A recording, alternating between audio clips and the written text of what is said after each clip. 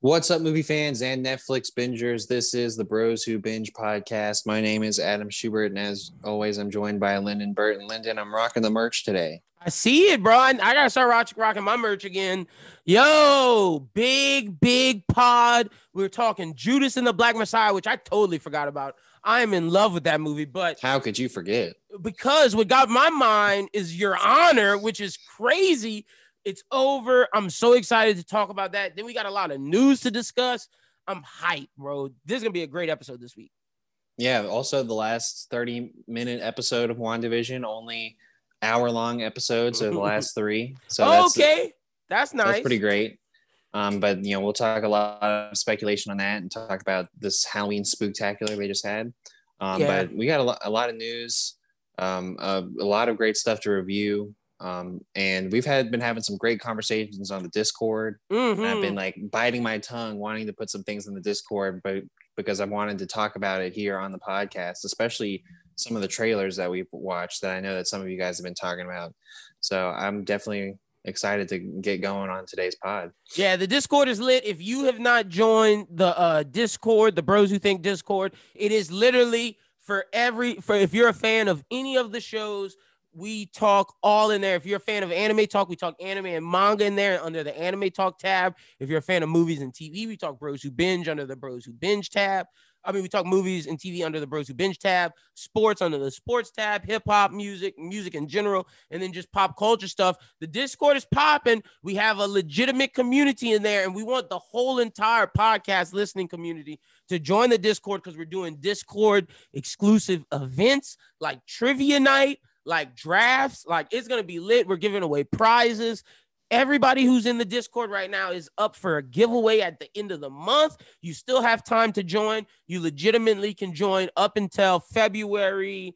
I was about to say the wrong day, and I was like, wait, February doesn't have that many days.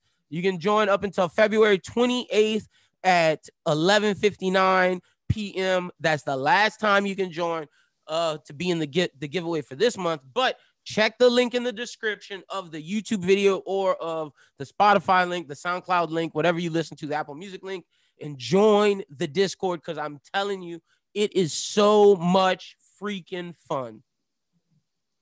Yeah, definitely do that. Like I said, I'll get more involved in it. It just seems like everything that I want to talk about is something that we're about to talk about on the podcast. And I want everyone to maybe go off discussions that we have here today because I want to see what people think about some of the takes that we're going to have on some of these stories today. Oh, yeah, no, it is going down to today. So whenever you're ready, Schubert, I'm ready. We can get started. All right. Yeah, I'm ready. Let's get going. So right here, we're putting an amendment because the Mortal Kombat trailer is dropping. Y'all can be sure to check that out right now. I'm gonna give my thoughts on it real quick. So check out the amendment here. Yes, ladies and gentlemen, I needed to make an amendment to the Bros Who Binge episode because the Mortal Kombat trailer dropped and it had been too long if we didn't put it out. So first off, wow, what a trailer. Look, there's some things that I don't like. There's a lot of things that I do like. Let's get the things that I don't like. I don't like Ludi Lin's what is his name? Now I'm forgetting his name. Ludi Lin's character. I'm gonna get it, don't worry. But I don't like his character as Liu Kang. Yeah, I don't like Ludi Lu's Liu Kang. I really don't. I just don't think he fits Liu Kang when you got the dude playing Cole Young. Louis Tan looks so badass. I just think Ludi Liu looks like he's in a different movie than everybody else. Like, Ludi Liu looks like he belonged in that old Mortal Kombat movie. If I'm keeping a stack of full beam, he the only one I don't like how they look. Jax, when Sub-Zero broke his arm, fire. Jax looked good. Sub-Zero looked fucking great. Joe Townsend, I'm hyped for him. Seeing Kano, I thought Kano looked great. I thought Scorpion looked great. My guy from The Last Samurai. Shout out to my guy. Hold on. Hiroyuki Sanada. Big fan of that dude. And he killed it. I want that dude to be Ra's al Ghul. Like, that's how good Hiroyuki is. I'm a big fan of him. Loved his Scorpion. I don't think we saw a lot of Raiden. I'm trying to go through the trailer right now to make sure like I didn't miss nothing. But it just seems like they got everything right. Like when they're breaking the arms in the first couple of minutes, it lets you know like, oh, we're going for a mature vibe.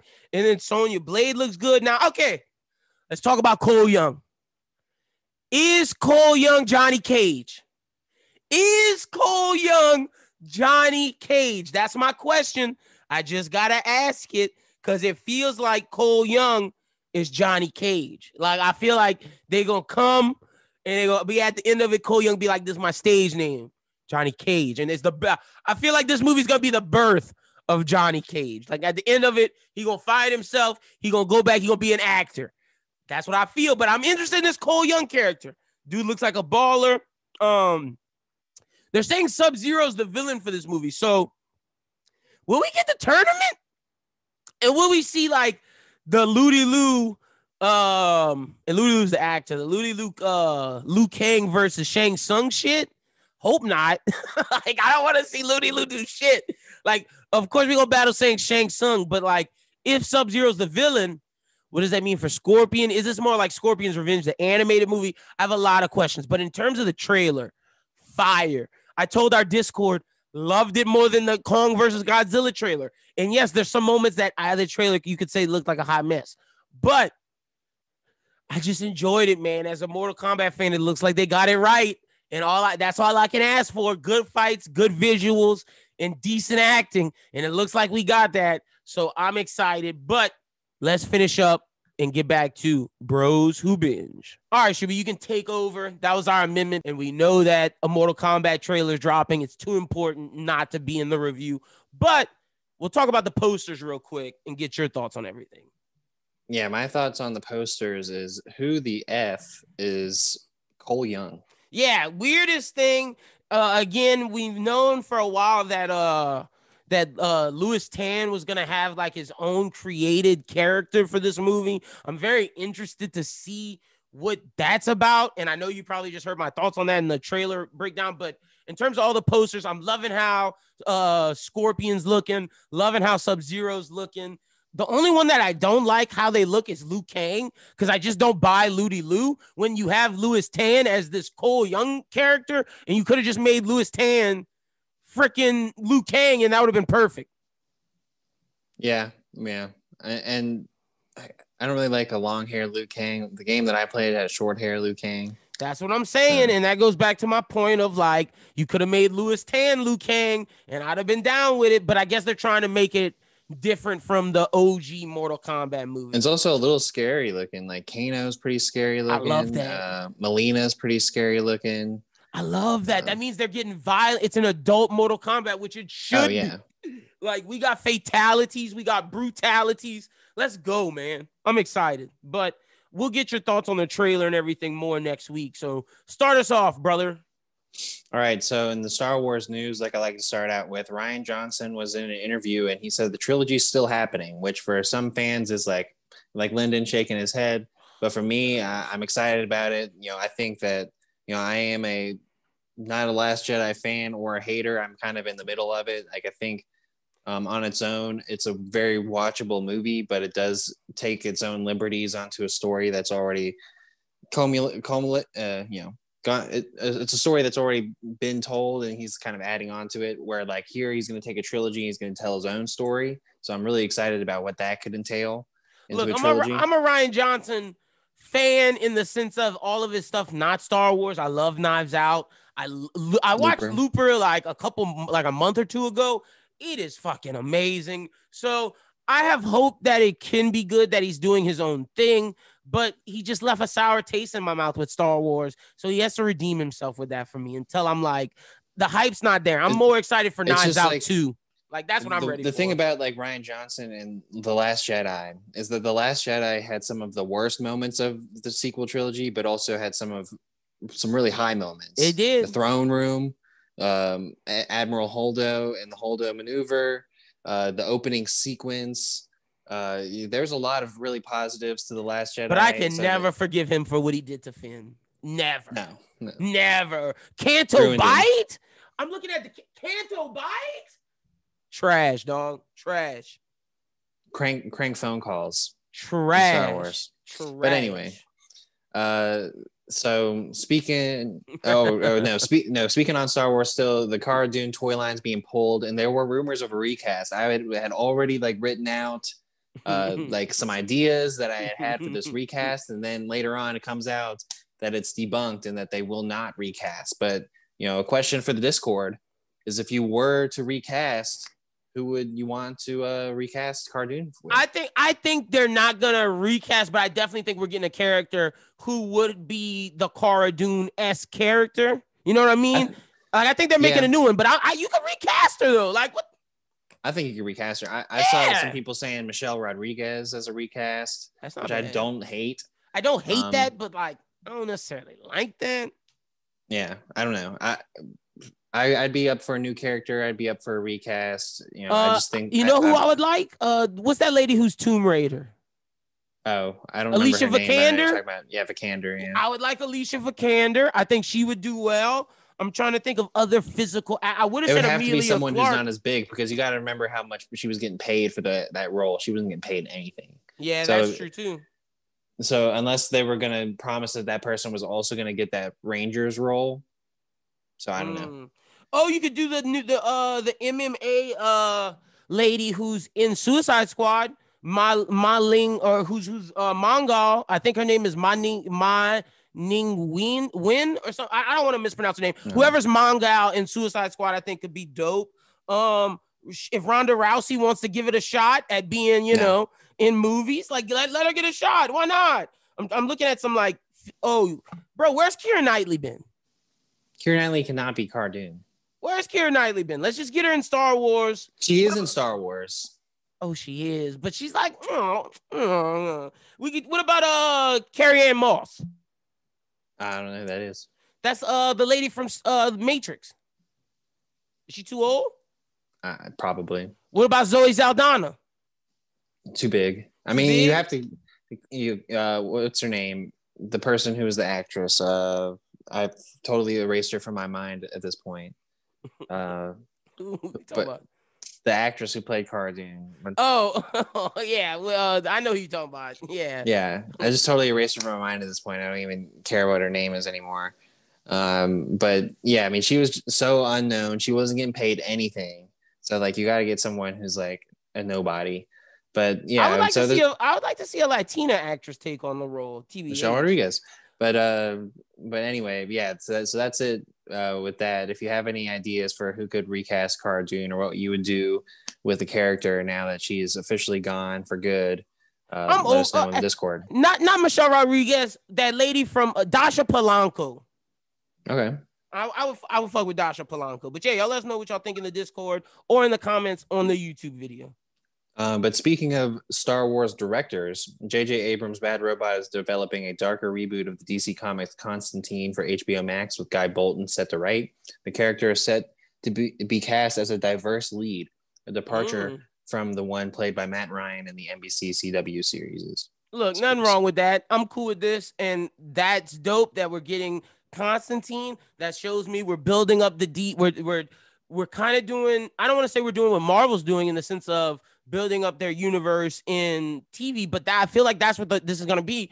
DC's building up their multiverse on the TV side, and I feel like that's leading to a big Crisis on Infinite Earths or Crime Syndicate. That's what I really don't want to see them do. Crisis, because the CW did it. I would prefer them to do a big multiverse thing where the multiverse is battling the Crime Syndicate of the Justice Lords and like the evil Justice League. That would be amazing.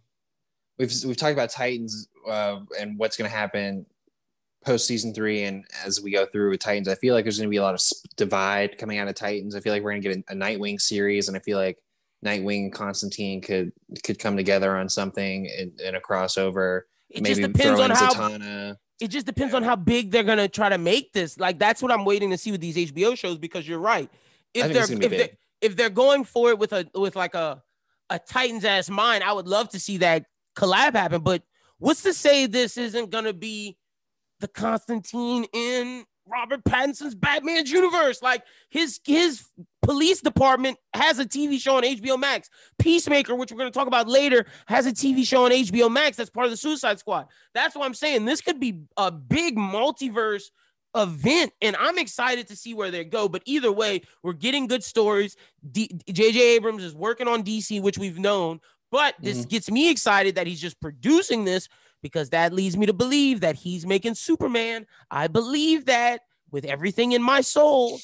It's possible. We knew that Bad Robot was coming into HBO Max. They had like a deal, and this is going to be one of those that is part of that Bad Robot deal. And everybody about it. Everybody thought he was going to direct Constantine and write Constantine, the Superman contingent was like, no, he's doing Superman, and people were like, no, he's about to do Justice League Dark. He's about to do Constantine. He might produce those movies, but he's going to write and direct something for DC. And if it's not Justice League Dark, I'm letting y'all know. My money, I'm betting the mortgage on Superman. But nonetheless, like you said, I'm excited for this. If it's a person of color, you know who I would like to see be Constantine, but he may be too big now? Lakeith Stanfield. Maybe too big now. He might be too big now, but I feel like that's something that he could settle into for sure. I think he's a movie star now. I mean, honestly, and like his one TV role that I have of note in Atlanta, he's one of the stars of that show. He is, and I think he would kill as Constantine. Also, another person, if we're going person of color, your boy from Sound of Metal and Night of, Riz Ahmed, would kill as Constantine. Might be too big. He might be too big too, but both of those dudes could get the darkness of Constantine, the funniness of Constantine. And wait, actually, you can't do Lakeith because he's British. Riz Ahmed would kill it as Constantine. Would kill it. Like, that's my number one choice. And if we could ever get Dev Patel back to Blockbusters. That's what I was about to say. If we could ever get Dev Patel back to Blockbusters, this would be a role he would kill too. Well, when you were talking about Riz Ahmed, I'm thinking like, POCs that could be Constantine. I'm like, oh man, Dev Patel. With the British accent and all, like, that's what I'm saying. Perfect. Either Riz Ahmed or Dev Patel. That's my first choices. But speaking on Lakeith Stanfield in Atlanta, we just got a lot of Donald Glover news. So Donald Glover and Phoebe Waller-Bridge are team up for Mr. and Mrs. Smith series at Amazon. Waller-Bridge and Glover will create and star in the series. Francesca Sloan, who is also under an overall deal at Amazon, is attached as a co-creator, will serve as a showrunner. Also, Schubert, real quick, because I knew I forgot something in the notes. We'll talk about this. It came out recently, yeah. But there's a lot more Donald Glover news involved. With Amazon. Yeah, with Amazon as well. But first, he's got a deal. Yeah, he has a deal. But first, Atlanta season 3 and 4 are being filmed back-to-back. The filming starting next month. And Donald Glover has exited FX and has a multi-year 8-figure overall deal with Amazon that's it's going to be from movies to TV shows. Will that include Atlanta? No, Atlanta's staying at FX. Atlanta's the last thing he's doing at FX. That's why season 3 and 4 are being filmed back to back. And he's already tweeted that the only show on television history that'll be able to fuck with Atlanta after these 2 seasons are The Sopranos. He says them and The Sopranos will be the best television show ever. And I'm just like, what? Over the wire? You're putting The Sopranos and yourself over the wire? But that's big words. He better live it up with Atlanta. I'm hyped for that. Hyped for this Mr. and Mrs. Smith, and hyped for this Amazon deal. It goes back to what we're saying. HBO Max and Amazon are the best streaming services when it comes to quality. And Amazon is like, you know what? HBO Max, we gonna show y'all. We got Donald Glover. We coming. Mr. and Mrs. Smith as a series is an interesting concept, and putting Donald Glover and Phoebe Waller-Bridge as the 2 leads is also very interesting too. And Phoebe Waller-Bridge is big on Fleabag on Amazon. She got some big carte blanche over there. Donald Glover, I can't really think of a lot of instances where I've seen him doing a lot of action. So like this is like a really big action role for him. Phoebe Waller-Bridge, same boat. So I'm really interested to see what they do with this series, and knowing that it's with Amazon and Donald Glover is in this big deal with Amazon. 8 figures? That's huge, bro. That's multi-million. They're going to be, and Francesca Sloan, who wrote for Atlanta and Fargo, who's also in this Amazon deal. Amazon is trying to put some good content together here, and I'm interested in it. I never saw the Mr. and Mrs. Smith movie, but I don't really think that has anything to do with like what this is going to be. I mean, I assume they're both going to be hitmen I assume they're both gonna be hitmen, and it's gonna be something married, and like they're out to kill each other, or they get assigned to kill each other. That's basically what the Brad Pitt Angelina Jolie movies is. Yeah. So hopefully, I mean, they do something like that. But I wouldn't be mad if they don't have the let's kill each other angle, and like it comes on slowly. Like we see them both doing I think that would be cooler than just overall jumping into, we have to kill each other. Sure. I think that's the thing. I can't really comment too much on the film Mr. Smith because I never saw it. But it was but I can imagine that like the buildup of them two being hit people will be better. Like having getting a progressive, like I can imagine it'd probably be like 8 episodes. So like 3 episodes of them like building this up, and then like 5 or 4 episodes of them like fighting. Shit, if they want to do multi-seasons, I wouldn't be mad if they waited to where they get the target at the end of the season to mess with each other. And I would love if they did missions together, and they work where they did their own things, but they did missions together sometimes, and like they build it up, and then boom, they got to kill each other. Or like their individual missions are starting to lead up to each other. Yeah, and they're trying to hide it from each other. That'd be ill. Yeah, I'd like that as well. But next up, we got Keke Palmer and Daniel Kaluuya next to star in Jordan Peele's new movie. Love seeing Daniel going back with Jordan Peele. Interesting with Keke Palmer. This could be a big breakout role for her. She needs it. She needs it bad. Yeah, I mean, she wasn't bad in Hustlers, though. What's the thing? Like, she's been trying to jump into like her adult actress role in her life. And, Jordan Peele's giving her a shot. She's like the main headliner for this movie beside Daniel Kaluuya. So, and Daniel Kaluuya is really the headliner, if we being honest, especially after what we saw this week. So, and, but good for what Palmer. he did with Jordan Peele in the past. And Get Out. So. Yeah, but this, we're going to get into that. I'm going to save all that for later, but you're absolutely right. Yeah. But next up, we got some trailers. Let's talk JL first. No. That's last. I got a lot to say about that. That is last. We got to do Cruella first. I was thoroughly surprised. And I actually liked the trailer. I'm glad you said that, because there's been a lot of hate, and I'm like, why? Why people hating? Because this looks super hype. Like, this looks like I've tweeted this morning. This looks like a Batman villain. Yeah, it looked pretty good. I mean, like, she reminds me of Michelle the Joker Pfeiffer, and Harley Quinn mix. I was about to say she reminded me of Michelle Pfeiffer's Catwoman. That too. I mean, if you mix Harley Quinn, Catwoman, and Joker, I feel like that's Cruella de Vil right now. What was the hate you were seeing? Just a lot of people were like, "Oh, we've been waiting all this time for this." What did you expect? Yeah, exactly. What did you expect? I feel like I was more hesitant before seeing the trailer, because I'm like, what are you going to do with Cruella de Vil? Like, am I really going to care about seeing a Cruella de Vil movie? Is it going to be like too kiddie for I love that they're making her this badass businesswoman that's trying to come up. That's fire. And she's, a crime lord, and that's her whole bag, and she's crazy, and I'm totally digging it. And I think Emma Stone, barring accent, I really dig it, and I'm into it. Man, I like all the times they showed the Dalmatians and they're barking at her, just eating foreshadow. I loved I like the trailer. I was thoroughly surprised.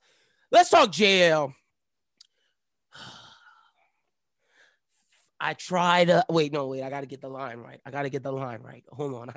I got to get this line right. Just give me 1 second. I got to get the line right, because if I don't, I'm going to be sad that I didn't get the line right. Just give me 1 second. Al Pacino, Godfather 3. Give me 1 second.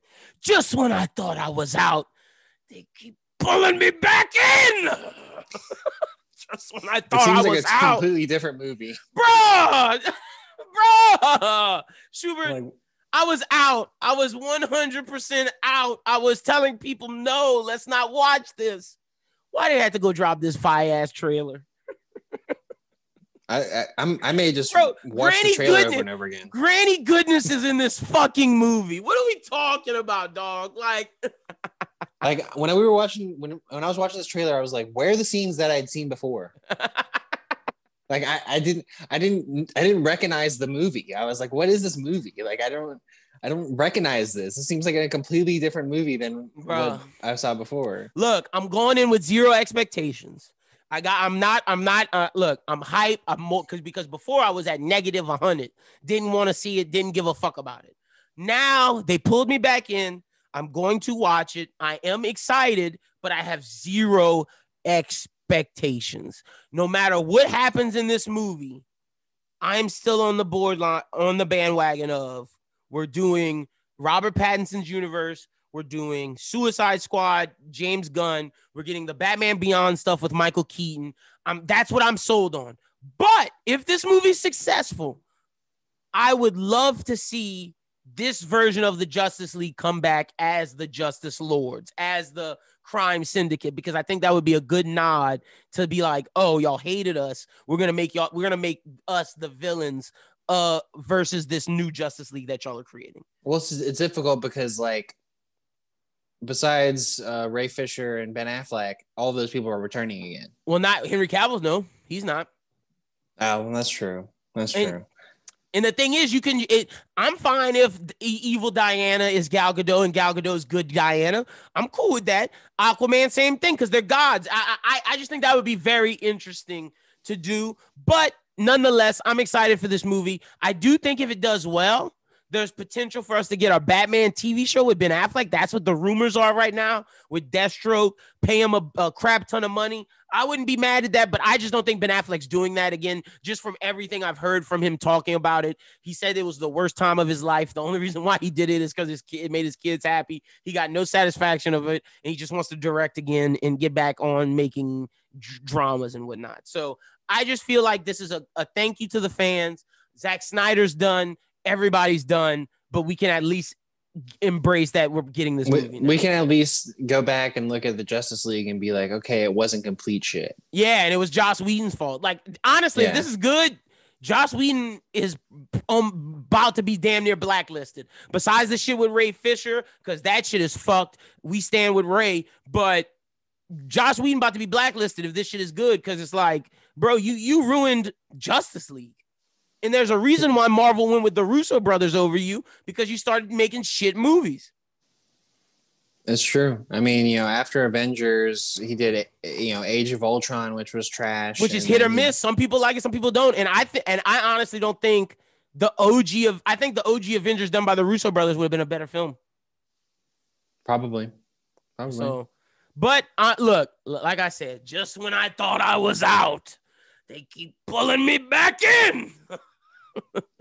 Yeah. So I was shocked. Like you said, bro, where are the scenes we saw already? Like what the fuck? And then Jared Leto's Joker at the end. Where's that amber tone camera with like the weird CGI going on? I gotta say, Jared Leto's Joker, I ain't fuck with that line. Everybody was like, "Ooh, Jared Leto." I thought that was bullshit. That's all he's gonna be in there for. Exactly. 2 seconds. Get out of here. You're Dunskies. But I'm excited to see Darkseid, Granny Goodness, Green Lantern. I even think Steppenwolf looks better than the humanoid Steppenwolf they did. Like, no matter what, it's a CGI character. I don't like the design of this one. Didn't like the design of the other one, but at least I think this one's better. Yeah, my whole thing, again, with like this being a completely different movie was like, did they get the people back to reshoot? Well, they did. They got some of them. Like Henry Cavill didn't come back, but they got a lot of them. Well, I mean, it's even saying that with Henry Cavill come back, I'm like, where were these scenes that I don't even recognize? Like Black Suit Superman. Why didn't they give us that? Like, what was that? Just makes me think like everybody who's working on the Justice League knew the film we got are just idiots. Yeah. Just idiots, bro. And I'm glad there's new people in charge of everything. Because if it was those same people, God help us, DC would be in the shitter. All right. Well, moving off the trailers, we're going to talk about a director who at one time did do a DC movie. Tim Burton. He's back to directing. He's going to be doing a Netflix series with Wednesday Addams, a live action series. Isn't that about to come out like soon? Soon. Netflix has given the coming of age series an 8-episode order. Based on the character originally created by Charles Addams. Wednesday is a young adult series described as a sleuthing, supernaturally infused mystery charting Wednesday Addams' years as a student at Nevermore Academy. She attempts to master her emerging psychic ability, thwart a monstrous killing spree that has terrorized the local town, and solve the supernatural mystery that has embroiled her parents 25 years ago, all while navigating her new and very tangled relationships at Nevermore. Sounds like the Chilling Adventures of Sabrina. Yeah, it does. It makes sense why they canceled it too, because they got the new Tim Burton series. But You know, I'm down for it. I'll check it out. It sounds pretty good. You know, I didn't I didn't really like Chilling Adventures of Sabrina, but I feel like this take on that sort of thing would be a little bit more interesting, especially having a Tim Burton behind it makes me a little bit more inclined to want to check this out because I trust Tim Burton a little bit more. Yeah. But yeah, and the thing about Chilling Adventures of Sabrina too is that we're so used to Sabrina the Teenage Witch TV series and like all the cartoons that were based off that like seeing that version of Sabrina, which wasn't like what I was expecting. But the Wednesday Addams, this is exactly what you would expect from her. And like I was an Addams Family fan growing up, especially the cartoon series. And I'm really interested in this, man. Like I like the Addams Family movie. I like the stuff that came up with it. And it doesn't have a release. Definitely watch this. It doesn't have a release date. I just saw the poster. They're just making it. Yeah, I saw the poster that said Wednesday, and I thought it was coming soon, but that's the name of it. Okay, yeah, no, this is lit. I'm excited for this. Yeah, it's gonna be pretty cool. So definitely an interesting thing by Netflix doing this. But moving into the next story, Spider-Man Into the Spider-Verse 2 may have its supervillain, the Spot. Yeah, it does. I saw that. The Spot's abilities include accessing and manipulating portals in any space fitting the style of a drawn comic or an animated film. These portals appear as black spots, hence the name. Usually the Spot utilizes his power to have his foes punch themselves in the face, as seen in the cover photo. However, his powers have been used in more sinister plots than stop punching yourself opportunities. In several of these cases, Spot's powers are hijacked by far more dangerous criminals, hint, hint, to cause even more mayhem in the heroes he fights, most often Daredevil and Spider-Man. Look, there's a great on Spider-Man, the 90s animated series, arguably the best Spider-Man cartoon of all time. Don't at me. It's true. It's the second best superhero cartoon, probably behind the Batman, the animated. Well, not second best. It's behind all those Batman and DC cartoons, but in terms of Marvel, the X-Men ones are pretty good. Yeah, that's what I was saying. In terms of Marvel, it's Marvel's second best cartoon behind X-Men because X-Men's really good. But that 90s Spider-Man, there's an episode with Spot and Kingpin utilizes him, takes over his powers. There's Doc Ock does as well. But basically, he's like a portal. He can get to other dimensions in the multiverse. He's a very powerful being. So that'll be a way probably for us to either get Miles Morales out of his Earth and go to someone else's Earth, or get the people back from those other Earths to his. But I think to make this movie very interesting, it would be good for us to be fighting Spot, and then we go to per se Silk's dimension that we saw, the girl Spider-Man that we saw. We go to hers or Pig Spider-Man, or we would have to go through all these different Earths of the different Spider-Man instead of being on Miles Morales' rumors Earth. that they would go even farther into that, talking about the Spider-Man the animated series. There's been talks that the actor who voiced that Spider-Man is going to be having a role in the Spider-Verse movie. So yeah, we're definitely dimension jumping. Yeah, it's not going to be on Miles Morales' Earth. This is us going through the different dimensions now. Pretty much. And as me, who thinks that Into Spider-Verse 1 may be one of the best comic book movies ever made, it's pretty good. I'm pretty excited about this and the idea of incorporating Spot as the villain in the next movie. Don't you think it's the best Spider-Man movie of all time? Yes, 100%. Crazy. Over Spider-Man 2. Wow. But I do have it number 2. I love that fucking movie. So I'm excited for this. This is going to be great. But next up, we got after playing an FBI agent in Judas and the Black Messiah, my guy, Jesse Plemons, is staying in the bureau. He's set to join Apple Studios' Killers of the Flower Moon, which Martin Scorsese is directing with Leonardo DiCaprio and Robert De Niro attached to the star. Go for Jesse Plemons, dog. I got a Jesse Plemons take that we're going to talk about when we talk about Judas and the Black Messiah, but good for Jesse Plemons. Based on David Grant's bestseller in 1920s Oklahoma, Killers of the Flower Moon depicts the serial murders of members of oil-wealthy Osage Nation, a string of brutal crimes that came to be known as the Reign of Terror. Plemons will play lead FBI agents investigating the murder. Lily Gladstone is on board to play Molly Burkhart and Osage, married to Ernest Burkhart DiCaprio, who is the nephew of a powerful local rancher, De Niro. So my question is, DiCaprio the murderer, or is De Niro the murderer? I don't know. Interesting. I'm excited. Read the book. This is big for Apple Studios. This is something that if I'm gonna be watching the day it comes out. The thing is now, Scorsese, De Niro, DiCaprio, huge names. Jesse Plemons now, huge big name, yeah, man. Those are 4 huge names. That makes me want to watch this. I'm gonna wait to say my take, but I'm gonna just wait. But just know Jesse Plemons is becoming one of those character actors. That's those guys, and we're gonna get to what I mean by that a little bit later. But this is huge. I'm excited for this, and yeah, shout out to Apple. This is a big win. I know they backed huge up the bag. All of Steve Jobs' iPhone money going straight to De Niro, DiCaprio, and Scorsese. But good for them because they deserve it. And because it's Scorsese, it's going to be 3 hours. Look, give it to me. I want 4. I want 4. Let's go. I just watched Taxi Driver again the other day. Like, that's how much I am a Scorsese guy. I need to watch King of Comedy again. But I'm excited for this. And hopefully, because The Irishman was good, but The Irishman wasn't great. And I feel like The Irishman wasn't great because it was a bunch of the old dogs and it didn't have a lot of youthful vigor in it. And the fact that we're about to have Jesse Plemons and DiCaprio with De Niro, that's going to liven up De Niro because he was around old Joe Pesci, who was retired from acting, and Al Pacino, who was basically done. Like, it's going to liven De Niro up, and I'm excited for that. Yeah, me too. I think it's going to be a great movie, and Apple TV got a real gem. Look, I'm excited to see Scorsese's next 2 works with DiCaprio because we got this, and we got The Devil in the White City, the serial killer with the Chicago shit. So, and DiCaprio's playing a serial killer in that one, so it's gonna be. That's what makes me think he may not be the serial killer in this one. Yeah, he don't want to be in two serial killers. Yeah, that'd be wild. It would be interesting if it was De Niro because we could see De Niro going on his what's that guy's Anthony Hopkins Silence of the Lambs? Yeah, Silence of the Lambs, Hannibal Lecter type shit. I'd fuck with that. But either way, next up in the world of trash TV, which me and Schubert love, The Real World is coming back to let's go, bro. Coming back to Viacom after its most recent season streamed on Facebook Watch. Viacom CBS is nearing a new deal to revisit the series on Paramount Plus. Why not on CBS All Access?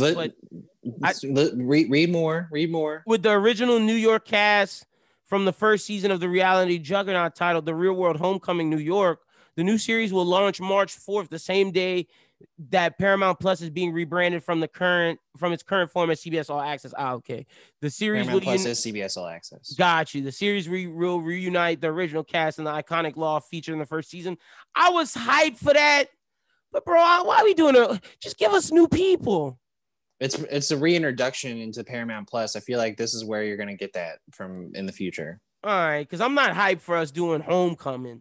New York, like we weren't alive for the OG cast. That's not even the Los Angeles one with Jamie Chung that I remember. That's like the first one I remember. This might be the one with Kyle Brandt. Did you know Kyle Brandt from NFL Network was on Real World? No. I think this is his season. Well, damn.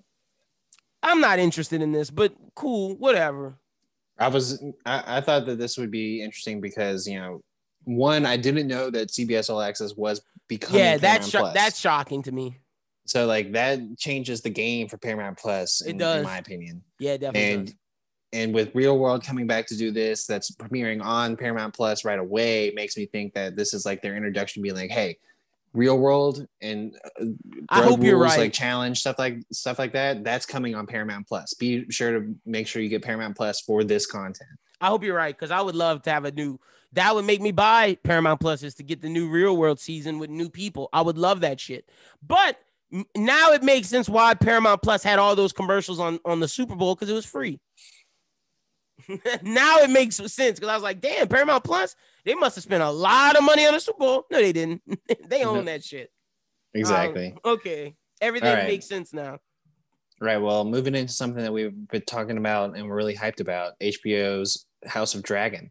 Mm-hmm. It's rounded out its main cast with the addition of Rhys Ifans, Steve Toussaint, Eve Best, and Sonia Mizuno. Toussaint's Lord of House Valerian comes from a Valerian bloodline as old as House Targaryen, as the quote-unquote the Sea Snake, the most famed nautical adventurer in the history of Westeros. Lord Corlys, which is his title, built his house into a powerful seat that is even richer than the Lannisters and that claims the largest navy in the world. Danny Sandpani was previously in talks for this role, but Ifans Toussaint will now be in this. Ifans will play Otto Hightower, the Hand of the King. Sir Otto loyally and faithfully serves both his king and his realm. As the Hand sees it, the greatest threat to the realm is the king's brother, Damien, who's played by Matt Smith, and his position as heir to the throne. Eve Best is cast as Princess Rhaenyra's Valerion, a dragon rider and wife to Lord Corlys Valerion. The queen who never was passed over as heir to the throne at the Great Council because the realm favored her cousin Viserys, simply for being male. And Sonia Mizuno plays Masseria, who came to Westeros with nothing and has been sold more times than she can recall. She could have wilted, but instead she rose to become the most trusted and most unlikely ally of Prince Daemon Targaryen, the heir to the throne. Ooh, let's go. Okay, that sounds pretty good. Look, as long as I guess there's not a book to make us like, be like, this is okay. Yeah, well, I'm in. Let's go. Just give us good storytelling, and this may redeem Game of Thrones for everybody. I mean, I feel like they're really setting up something that could span a few seasons on HBO, telling us this prequel and be the Game new of Thrones. Big for me, like Rhaenyra Valerion, a dragon rider. So we're gonna get a lot more dragons. That's fire. Dragon riders. That's fire. That's what I'm really excited about from this story. And some of the characters that they've described are characters that seem very Game of Thrones in the way that they've been built up. Like the guy who's the Hand of the King, or the person who's the ally to the prince that was, at one point sold a lot. That it seems very like Tyrion finding like a whore in the whorehouse. Like the Dragon Rider is the thing that got me, that I just keep looking back at. So that means we might get dragon battles. I'd be down for that. For sure. Like and maybe big wolves, like dire wolves, and we're riding them. Like we might as well go full force with this shit. For sure. Yeah. I mean, I think like this is definitely going to be a refreshing take into the Game of Thrones Westeros world. I'm down. I'm down. From one thing that we were really excited about to something that we haven't been too excited about, Borderlands had just cast Jack Black to voice the role of Claptrap. And this makes me more not excited. Like, I'm not a Jack Black fan. Claptrap is a persistently sarcastic robot that isn't at all invested in the survival of his teammates.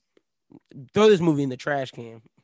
Yeah. So now we got Jack Black, Kevin Hart, Kate Blanchett, and Jamie Lee Curtis. What a weird fucking movie. Jesus. And Kevin Hart's the star that's supposed to show us something we've never seen from Kevin Hart before. Well, Kevin Hart and Jack Black reuniting after Jumanji, where they did do well together, but whatever, bro. Whatever on this movie. I need a trailer bad because this shit sounds trash. But next up, Jeff Goldblum and Michael Cera in talks to star in Wes Anderson's new film. This could be big for Michael Cera. But Michael Cera, we haven't seen him in a lot of big stuff in a while, and this could be huge for him. And Jeff Goldblum, I feel like has been it's been like the Jeff Goldblum assance. I don't even know if it's been the Jeff Goldblum assance. I feel like everything that Jeff Goldblum has been in, he's been playing a caricature of Jeff Goldblum. Well, only reason why I say it, it's probably not the assance. It's more so that women think he's a zaddy, and he's been having his pictures all over Twitter, and just people have just been fucking with Jeff Goldblum, the person. So that's why when you say he's been playing himself, you're kind of right. Yeah, because I keep thinking of his MCU character where I just feel like he's just being like, I'm Jeff Goldblum being Jeff Goldblum. Exactly. That's exactly what it is. So hopefully this is good, but Wes Anderson usually makes good movies. This makes me think it's going to be more comical, which he normally does. So it'll be interesting to see.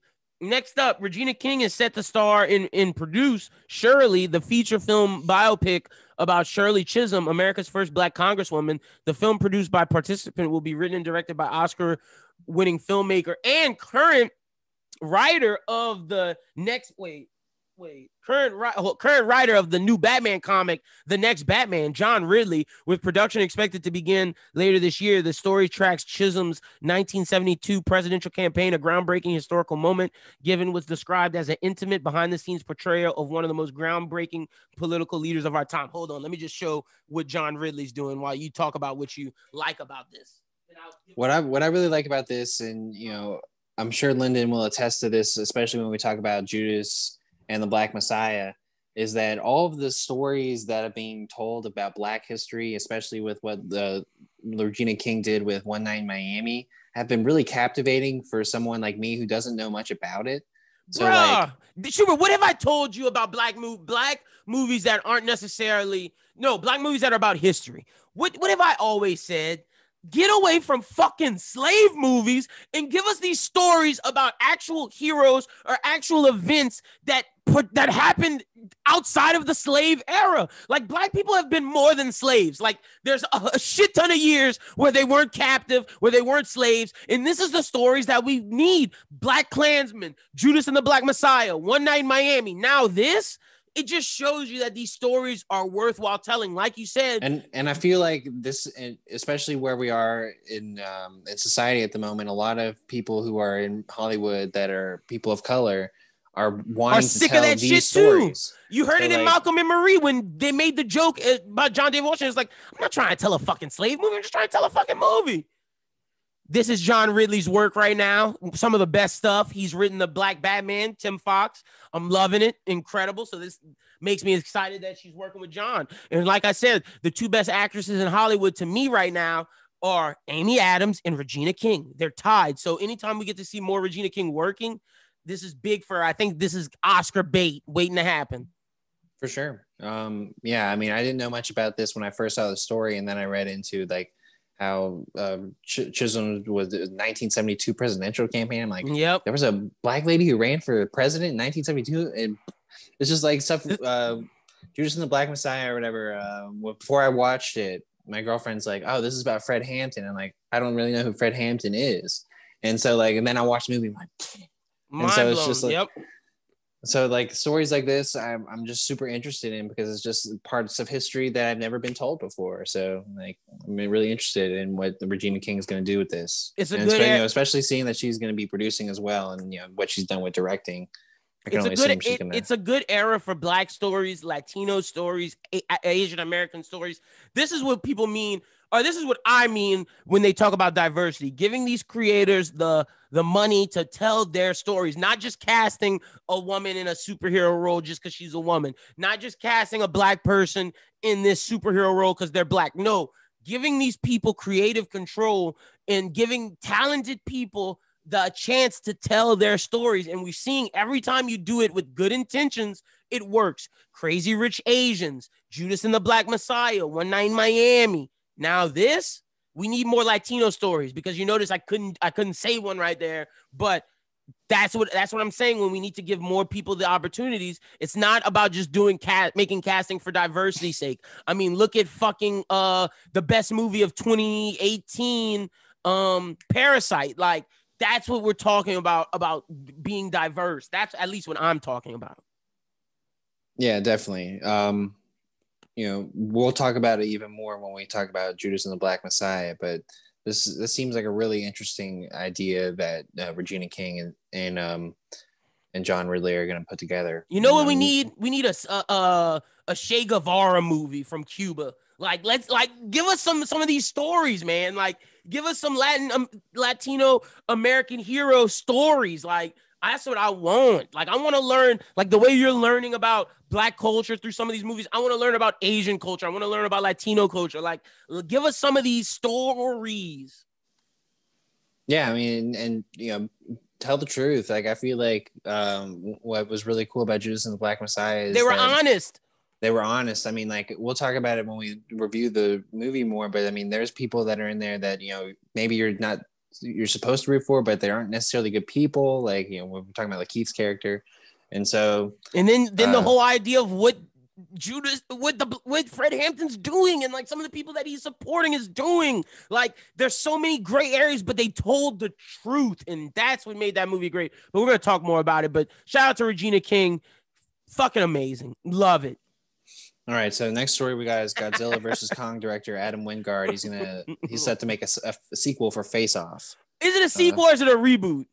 That's what they started with, the reboot, and then they came back and said that it's going to be a direct sequel. So we're getting John Travolta and Nick Cage again? I don't think so. I think I want to get two new peeps. I think it's going to be two new peeps, but it's going to be like the same kind of deal that resulted in that Face Off. Or I haven't seen the movie in a while to remember like what exactly the whole thing entails, but one was a criminal and he broke free and exactly.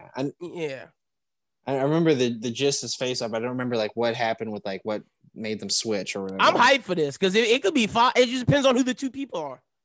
It really does, but I'm interested in it, but like I'm still just waiting to see. Same. But next up, Will Eubank and Christopher Landon are teaming up to direct a new Paranormal Activity film that's set to release March 4th, 2022. Eubank will helm the project, directed as a new and unexpected retooling of the highly lucrative franchise. Landon returns to write his fifth Paranormal movie and will executive produce. My boy will stay putting Paranormal Activity in the notes. My boy loves him some Paranormal Activity. Well, one of my favorite memories of Lyndon of all time is when we went to the 10-15 showing of Paranormal Activity, I think 4, and like this dude is just like yelling at the screen the whole time. It's the most hilarious thing I've ever seen, and built into all the stereotypes of black people at movies, at scary movies. It's only horror movies, man. It's like, don't go in that room, bitch. It's only horror movies that I do that type of shit in, but like it's awesome, man. Like everybody in the theater was loving it. They were down with it too. It was like there weren't like everybody in the theater. It was just like this one couple in the back, but it was just like the 4 of us, and we were watching that movie. It was one of my favorite movie going experiences for sure. So I always like to throw in a Paranormal Activity when I can. Hopefully this one's good. Hopefully. Because the last ones have been trash. Yes. That's a fact. But all right, next up, we got a bunch of Cartoon Network announcements. So Total Drama Island will return with 2 new seasons on HBO Max. The Amazing World of Gumball is getting a movie in development. I believe that's going to be on HBO Max. HBO Max has also unveiled the first look image of the streaming's upcoming Aquaman series. The family-oriented King of Atlantis will be a 3-part miniseries with Aquaman movie director James Wan on board as the executive producer. The show will reportedly tell a standalone stories laced with ecological and ethical themes. The series begins with Aquaman's first day on the job as King of Atlantis, and he's got a lot of catching up to do. Luckily, his 2 royal advisors back him up, Volko the scholar and Mara the water-controlling warrior princess. Between dealing with unscrupulous surface dwellers, elder evils from beyond time, and his own half-brother who wants to overthrow him, Aquaman is going to have to rise to the challenge to prove to his subjects and to himself that he's the right man for the trident. Also, Peacemaker will release January 2022, so right at the start of the new year. So yeah, this Aquaman series, the picture of it, I'm not really digging this. It looks like Super Jail, but not in a good way. To me, it looks like Adventure Time or like what was that, Steven Universe, and not in a good way. Yeah, so I'm not really interested in that Aquaman stuff, like at all. But up top, Amazing Gumball movie. I'm hyped for that. Yeah, I love Gumball is one of the best cartoons of its era, man. Gumball to me is better than Adventure Time. Don't at me. Do not at me. The best cartoons post the high era of K&D, Ed, Edd and Eddy, Dexter, that era of cartoons. I know you do the Chowder, Foster's Home for Imaginary Friends. Like that's like its own era. Flapjack. That era is trash. Yeah. The next era is like regular show, Steven Universe, Gumball, Adventure Time. Regular show and Gumball are the 2 best shows of that era. Do not at me until you watch Gumball and see all that crazy shit that goes on. Don't tell me about Adventure Time. Don't tell me about that shit. High take. Yeah.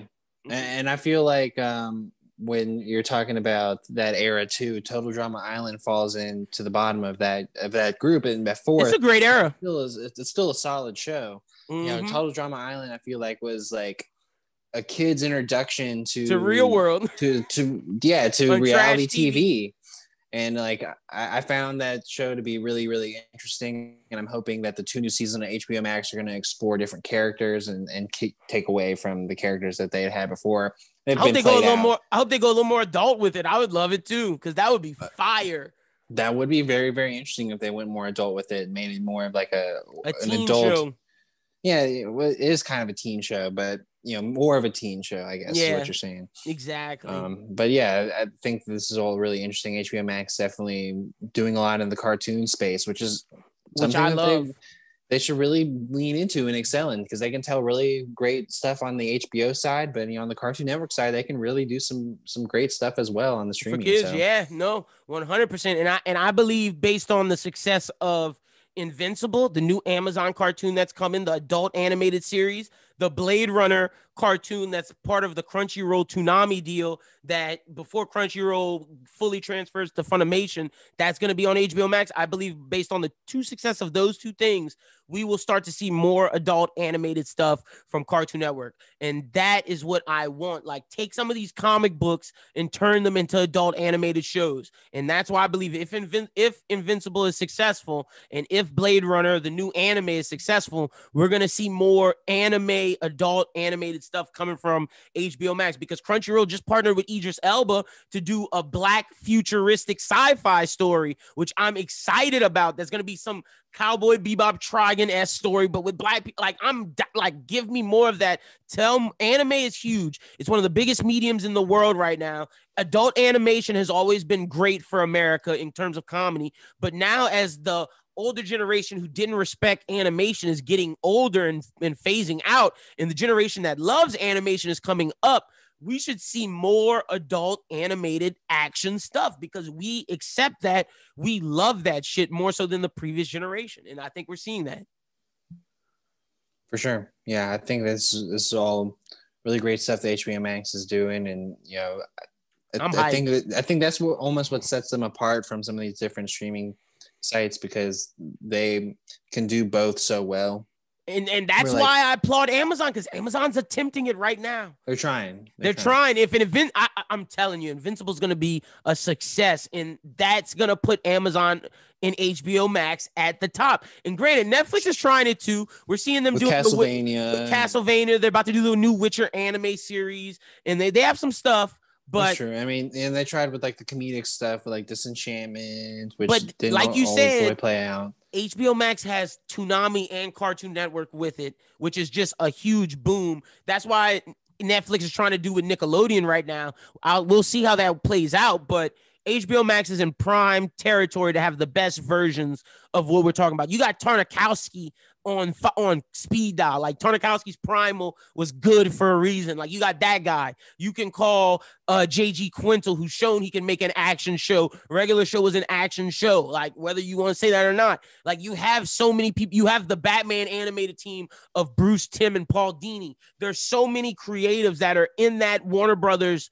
array of animation. It's just up to HBO Max to give them the money and the funds to do it. For sure. So, yeah. But I'm excited about that. But now it's time to get into the segment of the show where we suggest a movie or TV show that's coming out this week for you guys to check out. It is called Movie on the Rise. Schubert, I'll start first just because mine is like some reality shit. So I'm big on food television. Like, anytime there's a food show on television, I like to check it out. And the fact that HBO Max has one, that just is like, yo, I got to watch this. So it's called The Event. It's out now. Basically, this is a show that takes you into the world of celebrated chef Wolfgang Puck and his company, which has catered some of the most prestigious and high-profile events in entertainment. Get a look behind the scenes of what's going on before those trays of delectable appetizers and main dishes make their way into high society and Hollywood parties. Each episode centers around a different event, from the SAG Awards to the premiere party for the HBO series Westworld. Look, I'm big on celebrity chefs like Bobby Flay, Gordon Ramsay, but the first one was Wolfgang Puck. So to see how his team works and how they cook, I feel like this is a different take on cooking shows and on food television. So I'm excited to watch this. This is going to be interesting. This is almost like documentary style. Yeah, it does sound pretty interesting. And, we do like a good food show. That's a fact. For me, I have I Care a Lot, the Netflix movie with Rosamund Pike about where she's scamming old people. Oh, We talked about that a couple weeks ago when we watched the okay. trailer, Oh yeah, the and trailer was pretty good. yeah, so that comes out on Netflix this weekend and on Amazon on February 19th. Tell Me Your Secrets comes out, which is from the producers that made Big Little Lies and The Undoing. Oh. It's an intense, morally complex thriller revolving around a trio of characters, each with a mysterious and troubling past. Emma is a young woman who once looked into the eyes of a dangerous killer. John is a former serial predator, just desperate to find redemption. And Mary is a grieving mother obsessed with finding her missing daughter, Teresa. As each of them is pushed to the edge, the truth about their past and motives grow even murkier, blurring the lines between victim and perpetrator. So in this series, you'll see Lily Rabe, who was in The Undoing as the lawyer. She plays Emma. Anna Brenneman plays Mary, and Hamish Linklater plays John. So. Oh, all right. This sounds lit. You got two things I'm checking out. Like I see why you said on pre-pro that Saturday you're just gonna stay at home and watch movies. Look. I Care a Lot is something I'm watching this weekend. And Tell Me Your Secrets, The Undoing and Big Little Lies creators giving us a thriller on Amazon. 10-episode thriller on Amazon. That's done. We watch. Is that weekly? Because we gonna come. If it's weekly, that's a new show to hold us over till Invincible. Is that weekly or is it dropping all at once? Either way, we're gonna review that. We're in our thriller bag right now. It's dropping all at once. Oh, we're reviewing this. This is getting reviewed. We might do it. We might do it in like 2 parts. Like 1 week, we talk like the first 3 and then keep and split it up like that. But we'll see how it goes. Yeah, we got to talk about this show, man, until we get to Invincible for a weekly show. But we're gonna try to stretch this out. Tell Me Your Secrets. Fire. I'm ready for that. Liddy. All right, let's start off with. Oh, and it takes place in Louisiana. Oh, even better. Didn't mention that. Even better. All right, it's time for the review portion of the show where we're reviewing the newest and latest things that are out. Let's start off with Wanda Vision. Weakest of the 3 things we're reviewing, and that's no disrespect to Wanda Vision. No disrespect to it, because this was a really crazy episode. The Halloween Spooktacular, vibes coming out right at the gate of Malcolm in the Middle. Yep. The theme song, I looked it up when I was doing. They just skipped the 90s though, which is crazy. They're like, yeah, fuck the 90s. We're going straight to the 2000s. Malcolm in the Middle was kind of the 90s. It was 90s, 2000s. True. But the theme song, which has some really crazy lyrics that I didn't even think about when I was watching it, but I'm reading it over in the review. It says, "Don't try and fight the chaos. Don't question what you've done. Some days it's all confusion, easy come and easy go. But if it's all illusion, sit back, enjoy the show. Let's keep it going. Let's keep it going through each distorted day. Let's keep it going. Let's keep it going through there may be no way of knowing who's coming by to play." Bars. Bars. That's a shot. Yo, Vision is in trouble, man. But Vision not alive. Like, this is so weird to me of how Vision's like, I need to find out the truth. But if dude goes outside of Westview, will he just like collapse and like die? He did. That's what happened in the episode. He did go out of Westview and he did collapse and nearly die. Okay. See, I haven't watched it. Like, I watched it so long ago that I was just like, forgot what happened. But yeah, man, crazy. So, Pietro is here with Evan Peters, and everyone at this point is thinking, oh, she recast Pietro. This is dude's a villain. That's the thing. Like, as more and more has progressed past the episode, and I'll pull up some of the stuff that I did the research on. Evan Peters is only playing Pietro at the moment. He might end up being the big bad. That's what I think. Cast as the big bad.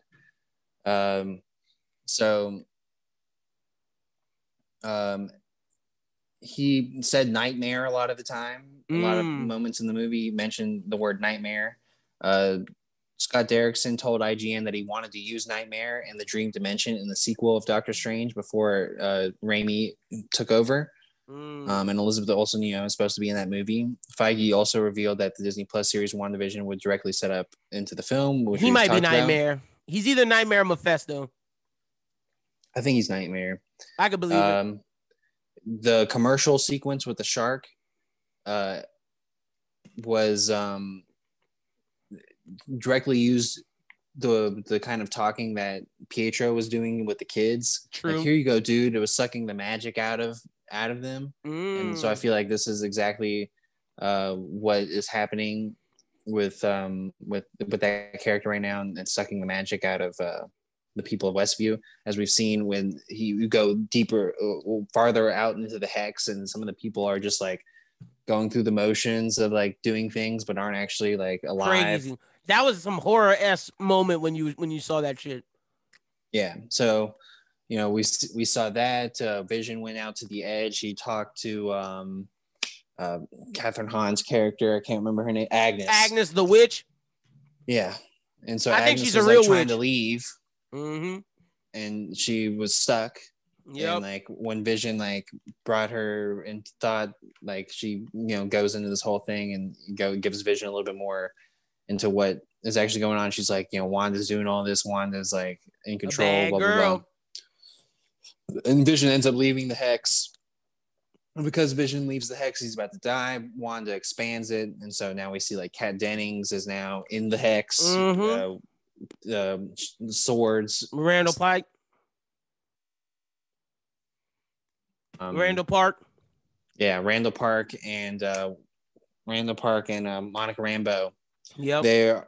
They're possibly going to meet up with Reed Richards. Yo, you think they're gonna drop that bomb in this show? Well, Monica Rambeau says that she has someone. I know. I said that last week. That was an aerospace. Yeah. So they're not in the hex. They're going to do that. It's going to be interesting. Yo, if they drop the bomb of Reed Richards in this series, I will lose my shit. Okay. I understand that Elizabeth Olsen said that there was going to be a Luke Skywalker-esque cameo. People thought it might be Pietro. That's the Luke Evans type cameo. That's the Luke Skywalker type cameo. If you drop the bomb of Reed Richards. I don't think that's coming next episode. That would be crazy. That would be lit. Yo, great episode though. I love Billy showing little Billy as Speed, the new speedster. That's his powers from the comics. And then Wiccan, I loved his powers. And basically, I love their costumes because that's their costumes when they grow up in the comics. I loved all of that. And also, Wanda and Vision had their OG costumes. Thought that was dope. But yeah, my main thing of this is Pietro's a villain. Dude's trash, and I'm interested to see how Vision responds now that he knows, like, oh, I'm dead and outside of this. Like I mentioned at the top of the show, that the next 3 episodes are all going to be an hour long. I'm wondering if we're even going to be messing with the idea of the TV show. I'm happy it's gone. It's more so going to be just it's over with. It's time to get to some Marvel shit. I think we're at least going to see some of it in this next episode, because I did see that there was like an episode that looked like Modern Family, and I feel like that's what's coming up. Well, that's the final one, because that's all the if it's over, it's gonna be over after this one, like you're saying, and then the last 2 are just straight Marvel shit. For sure. Doctor Strange got to be coming too. Like, it's time. Doctor Strange, what are you doing? You're a bad protector of the dimension if your ass doesn't realize what's going on over here. Exactly. What is he up to? Like, come on, bro. Like, leave Peter Parker alone. Like, he good. He don't need you to be his Tony Stark. You need to go over there and mentor Wanda, because she losing her shit.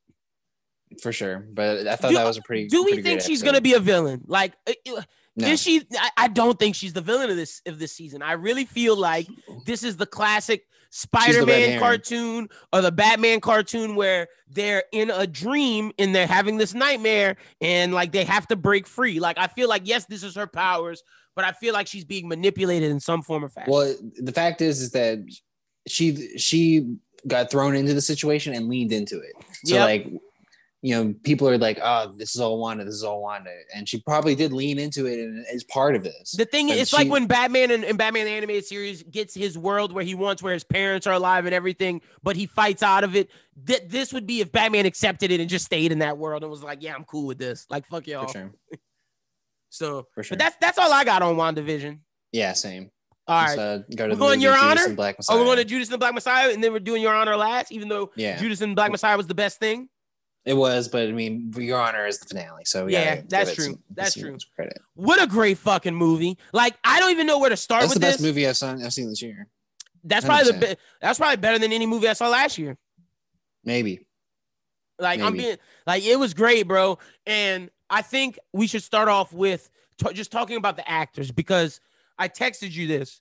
I feel like that Daniel Kaluuya and Lakeith Stanfield have cemented themselves as part of the John David Washington, Adam Driver, Robert Pattinson group of these guys are the best actors in Hollywood right now. Number 1, John David Washington. Number 2, Adam Driver. Number 3, Daniel Kaluuya. Number 4, Robert Pattinson. Number 5, Lakeith Stanfield. Is that off? Maybe. I don't know. I feel like Lakeith was up there, but I don't know if he's that up there. Okay. I'm not mad at that, but you're not mad at Daniel because Daniel did his thing. No, I'm not mad at Daniel. I haven't really given Get Out the time that I needed to give it. Great. To know like too much of what Daniel Kaluuya has done with that, but I mean, he killed it as this. Like when I was looking at like the real people, he didn't necessarily look like Fred Hampton, but it didn't really matter voice. Because like he got the voice, he got the dialect, the mannerisms. Yeah, he got the feeling was there when he hit the screen. Like when he hit the screen, it wasn't Daniel Kaluuya, it was Fred Hampton. It was Fred Hampton. And like every time he did a speech, and me and my cousin, shout out to Lil Reg, Lil Reg told me to go check out the real life speeches compared to this. The same style, bro. Like it's the exact same, and like it gives you goosebumps just switching from Daniel Kaluuya saying the speech to Fred Hampton, because the way how precise he was insane. And that's what Fred Hampton Jr. was saying, because they did a Clubhouse with Lakeith the night it was released. After I watched it, I actually jumped in that Clubhouse, and he was like, I got chills seeing Daniel be as my father, and my mom cried because it was so realistic to my dad. Wow. So crazy. These guys are up there. Also, let me shout out Jesse Plemons, because I said I was going to say this earlier. Jesse Plemons is becoming one of the best character actors of this generation. He's not a leading man, but he is like, when you talk best Oscar supporting role, that's Jesse Plemons. Well, when I was watching this movie, I was like, okay, well, I don't care what other movies are out there. Like, this should be best film.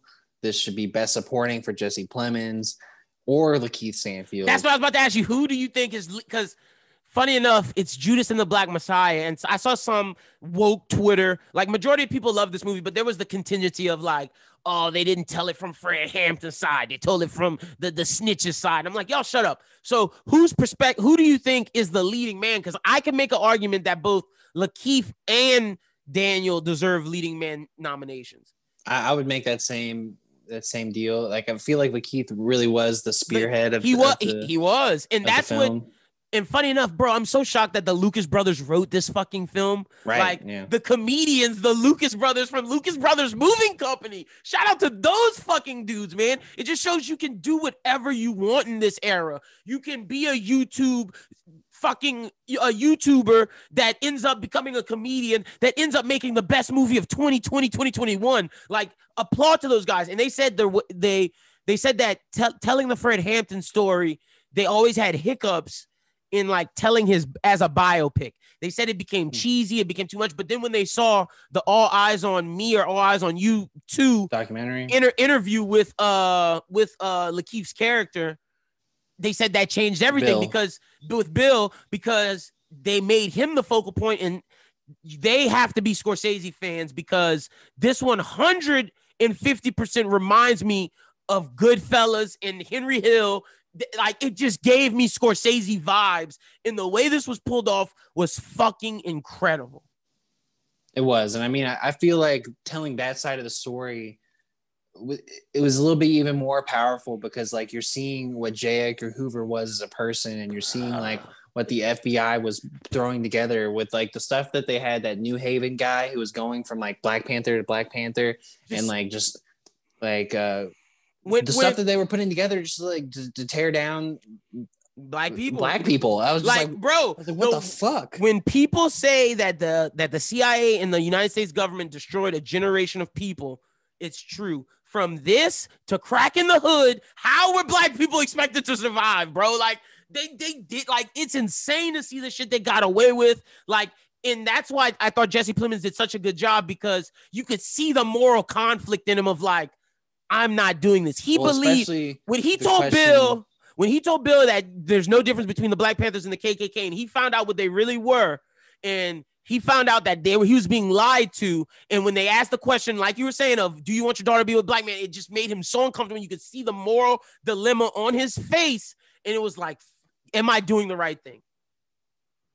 Right. And then, like, I was surprised that he was so nonchalant about, like, here, draw me the blueprint. Like, and Lakeith's like, you're going to kill him? Like, and then, he like, had no choice. But then, you know, goes and gives him, like, the poison to kill him after, which is still shitty. Yep. But, like, you know, crazy. I can't believe he went through with that. Like, insane. And that's why Bill ended up killing himself after the interview was played, because he knew it was over with for him. It's insane. Well, and the answer that he gave in that video at the end of the movie, once like they played that out, I was like, what the fuck was that answer? Like, the answer that he gave was so shitty.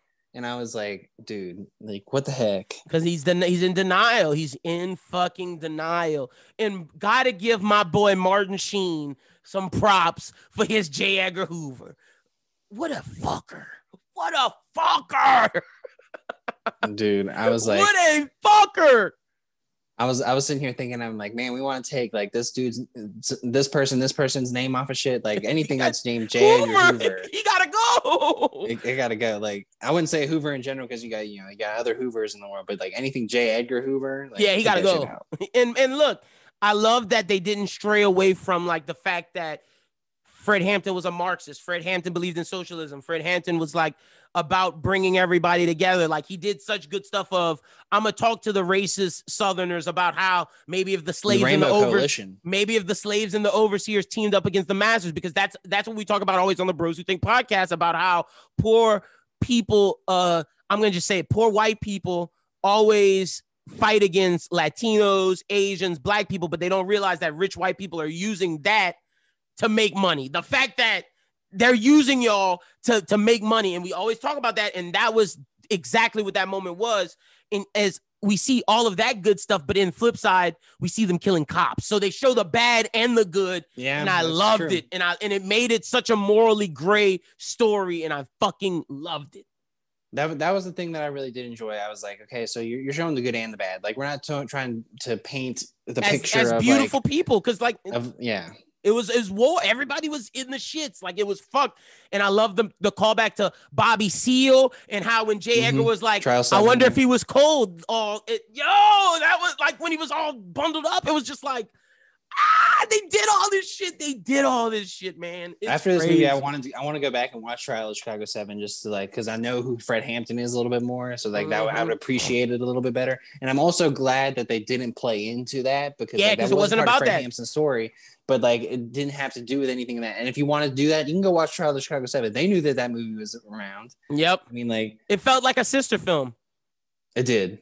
But this one was better. Like, this one was better. This one, when I say this one felt like a Scorsese film, but with real life, it blew my mind at how good this was. Like, let me give some of the people's names, because in some of the moments, because man, but I'll say like that scene where like the dude shooting all the cops, that he was upset about it. God, what was his name? Like Jake or something like that. Oh, Jake Winters. Yeah, with the dude from, you watched the New Edition biopic with the guy from the New Edition biopic. That's who he was from. I couldn't remember, but like the dude is just like Algie Smith, like popping cops in the face and stuff like that, and then like killed the dude. I was like, oh my gosh, dude! Like and then like the interview when his mom's talking to Fred Hampton, it's just like, that's where the gray area comes in. It's like, yes, this dude like shot a bunch of cops and killed a bunch of cops, but like he was a human, and like he was also gray area. Even though the Black Panthers were killing people, at the same time, y'all like the FBI instigated that, and all the cops, because all they were doing were feeding kids at free lunch, giving people medical supplies and health care work for free, and that type of stuff. They were just policing their community and making sure it was better, and that was what was not allowed. Gotta give a big shout out to Dominique Fishback as Deborah, as Deborah. What's oh man, why won't they pull up her full as Deborah Johnson? What an incredible role as Daniel Kaluuya, as Fred Hampton's fiance and lover. She did phenomenal. She was in Project Power. They underutilized her. Yeah. Like I saw a different actress. Like, I did not like her in Project Power. In this, I loved her. I thought she was. Well, it's like the same deal with like the lady or the girl who was in Spider-Man Homecoming and then was in Black Klansman.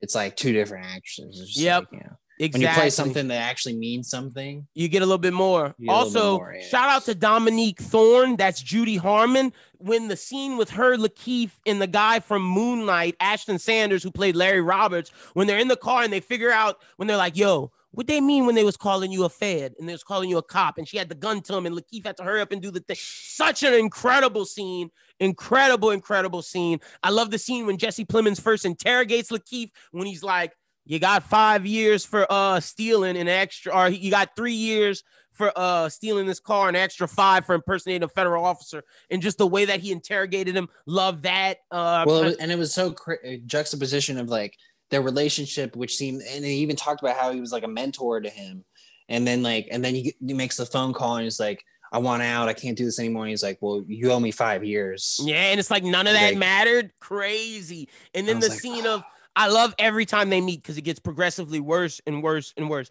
The first time when he invites him to his house, like, yo, eat, let's smoke cigarettes.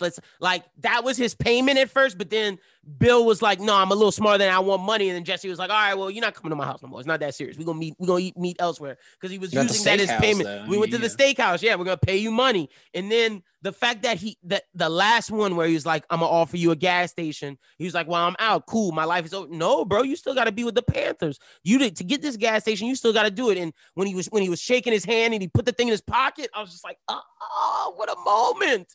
Beautiful acting by Lakeith. I'm trying to think of some more scenes that were just incredible. The scene where the stuff about Jake's friend who was in the hospital who shot the cop, and then like they took him to the other hospital to kill him. I was like, I mean, shit, yeah, he like walked into a store and just randomly like started shit like by shooting a cop. But like, you're gonna go murder the guy? Like, it's just not how things work. Like, you can't do that. Like, how can you justify like just taking this dude out of one hospital, putting him to another, and killing him? Like, you can't justify that. Yeah, you can't. And, like, he's supposed to go to jail. The shit with the cops outside the Black Panthers thing, and they're like, saying really derogatory things to people. And I feel like the Aunt Jemima thing was something that they said because of like all the stuff they had with Aunt Jemima recently. But it was probably worse than that, if we're being honest. It probably was. And they're just sitting there like trying to provoke some stuff, and then like they're trying to start shit. And like Lakeith is just like, oh, I gotta go up to the roof, and then like he almost gets shot in the head. He's the reason why they started shooting. They were like, sniper, and the police shot first. That's the thing. Like, and then they bombed the building, and then when you see all the people come in and try to fix the building, I thought that was really powerful of just everybody coming together. Being like, or Jesse Plemons like, oh, we got him. You won. It's over. It's over. And J. Edgar was like, won? Is he dead? Jail. But like the stuff he said, like, he's like, made a celebrity. He could write. He could write a book, or he could go to Algeria and just escape. Like, what you mean jail? He gotta go be under the ground, in the dirt, 5 feet under. We smoking that Fred Hampton pack. That's what, and that's not my words. That is the words of J. Edgar Hoover. J. Edgar Hoover was like, we want him in the dirt. But crazy moment. Like I said, Martin Sheen was great. I think every time you saw George Sam on the screen, powerful, bro. When you thought that Bill was the snitch, but it was like really that guy was the snitch. And then when Jesse Plemons goes and talks to the FBI agent and is like, yo, my informant told me, he was like, yeah, we already know. That's our informant. And that's how we get free warrants. And the thing was, they were using that to get a warrant whenever they wanted. It wasn't at the time. That's what blew my mind. They just wrote up the warrant for whenever they wanted to bust in because of George Sam. That's the dude from New Haven. Oh, yeah. Like, that shit blew my mind. And then one of the most powerful scenes was Lil Rel Howery as Wayne, when he was like, you work for Ron. You work for Roy. Here's this, brother. And he slides in the thing. And he's like, how do you know Roy? And it was just like, that goes back to how the CIA put crack in the hood. They use these drug dealers. And it's just like, crazy.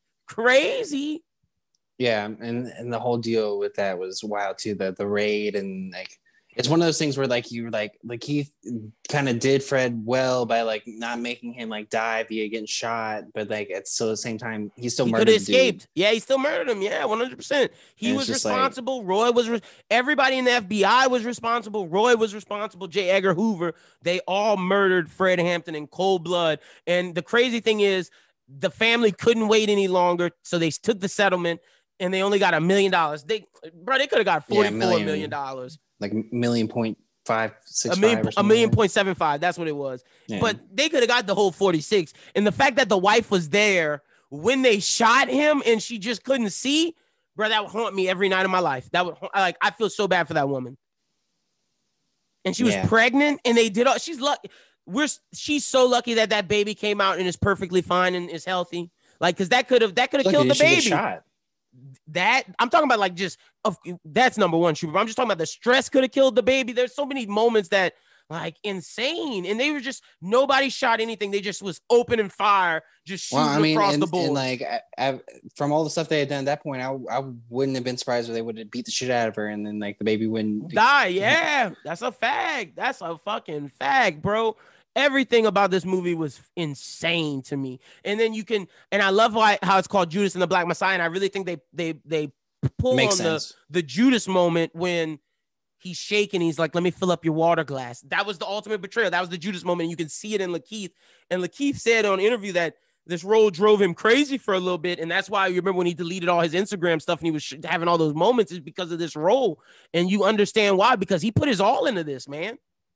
And you can see it. I mean, like, and that's why I hope that this movie gets heavily rewarded. Because that's why the Golden Globes are fucking idiots, bro. Now that you've seen this movie, the Golden Globes, I don't want to say they're being racist, but it's kind of like everybody being racist. Like, none of this One Night in Miami, nothing got nominated. Crazy, bro. That's true. I mean, both of those movies, like, had incredible acting performances. Like, you could say with One Night in Miami. You could convince me One Night in Miami doesn't get nominated. With One Night in Miami, the only thing I would say is, like, maybe you throw Muhammad Ali guy. Yeah, a bone. Yep. But cool. Like, don't nominate One Night in Miami. But this, nah, you out your mind. You're out your mind. This is the best movie that I've seen in a while. Who is better, Lakeith Stanfield or Daniel Kaluuya? I'd probably have to say Lakeith, just because he had more to do and like he had a lot of range to pull off. But like what Daniel Kaluuya did is unmatched. Like, yeah, man, that's what I was like. I love Lakeith. Lakeith, this is the one time where it's like you were so good, but bro, just Lakeith dropped 20 points. Lakeith dropped 25, but the thing is, Daniel Kaluuya dropped 45. Like, it was just. Well, yeah, I mean, that's the thing. Like, that's where, like, you can go ahead and say where Daniel Kaluuya was at and you're, like, ranking. And, like, I feel like Lakeith is, like, flirting with it. But, like, that's why he's 5. This was really the first time that I had seen Lakeith Stanfield as, like, an actor. Like, a real. Like, Sorry to bother you was like, good. I'm saying, but Sorry to Bother You was goofy. Yeah, okay, I get what you're saying. Movie. This is him being serious. Yeah. Like, I can't see like why he wouldn't be nominated for an award is like what I'm saying. Like, they both deserve Oscar nominations, whether you do lead or supporting. But I would love to see Jesse Plemons get nominated for supporting. Like, I would love for both of them to get nominated for lead and one of them win it. Like, I think that would be amazing. Jesse Plemons get nominated for supporting. Gotta shout out Dominique Fishback again. She was incredible. Who would you say the sixth man of this movie was doing some running back shit? Sixth man of this movie. It's hard. Like, it depends on like how you say is the sixth man, because I feel like Jesse Plemons kind of like is the sixth man because like I feel like he's a starter. He's the third of the big three. Okay, so and I got Dominic Fishback as like the four, like the starters to me are Daniel, Lakeith, Jesse, Dominic Fishback, and I don't know who the fifth person would be. Maybe Martin Sheen is J. Edgar, but I feel like he wasn't in the movie enough. I want to give Jake Winters as sixth man, but he might have been in the movie too much. Like, I don't know. To me, the sixth man is either Algie Smith's Jake Winters or Martin Sheen's J. Edgar Hoover. Probably Jake Winters. I feel like Jake Winters like brought you like a new dimension of like the character that you're dealing with, because it's like what he could have been painted as and probably was painted as at the time was definitely like was ruthless murderer. And it's like not really the case of who he was, but you can't deny that what he did was wrong. Like, yeah, for sure. Like, he definitely murdered like a bunch of police officers, but like it's just, such a shitty situation. It's a hard gray area. Yeah, it really is, because like he wasn't provoking anything. He just was, Yeah, and I mean, and the situation was real shitty because he just went to that dude's house to try and get some answers. He wasn't trying to like threaten him with a gun or anything. It just fell out. He was just strapped always, because that's the era they were in. Like, you had to be strapped to protect yourself. And the black guy calling the cops on him when he wasn't gonna shoot you. So bitch material, bitch made, big BPE, big pussy energy. Like, I didn't even think he did it for real at first. Like, I thought it was just like BS. Pranking? Nah, that's just to get him to go away, because that would be enough to scare me off. But like, Jesus, man, Algie Smith killed it. Like, everybody in this movie, like, you could tell that this meant a lot to everybody who was working on this movie, and they did a great job. I know we didn't mention this. We mentioned everybody but the director. Shout out to Shaka King. Never seen really anything other of his work. I'm trying to see what else he did. Let me pull up his IMDb. Yeah, Shaka King. I feel like this was his first film. Shaka King, the director? Yeah, this was like his first major film. Like, the only other things he has is Shrill, a TV series, a couple episodes, High Maintenance, a couple episodes of TV, which, okay, that's a good TV show. People of Earth, like 5 episodes, and then he did a couple shorts. For this to be your directorial debut, bro, that's big. That's a win for him.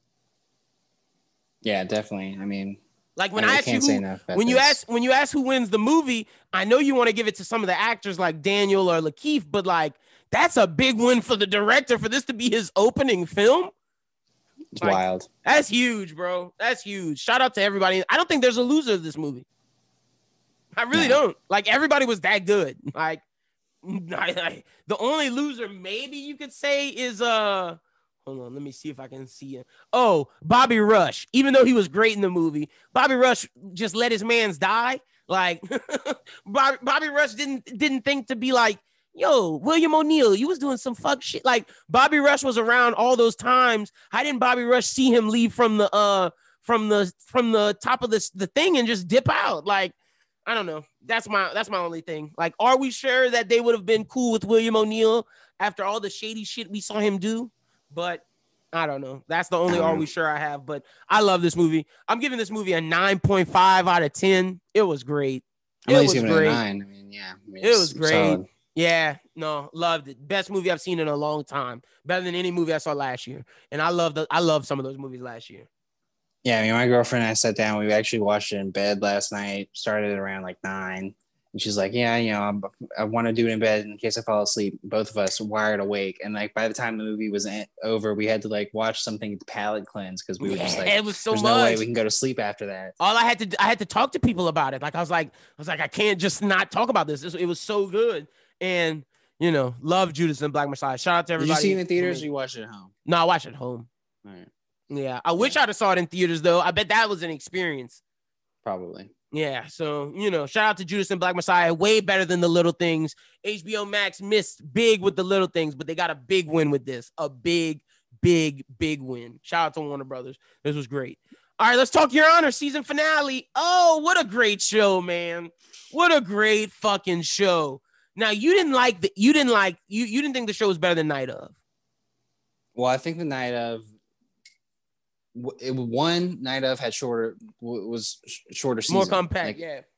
So like, it was telling a story in like 6 episodes, and so like, I feel like it was a little bit more tense the whole way through. Where like, Your Honor, we did have some downtime. Yeah, we had some downtime.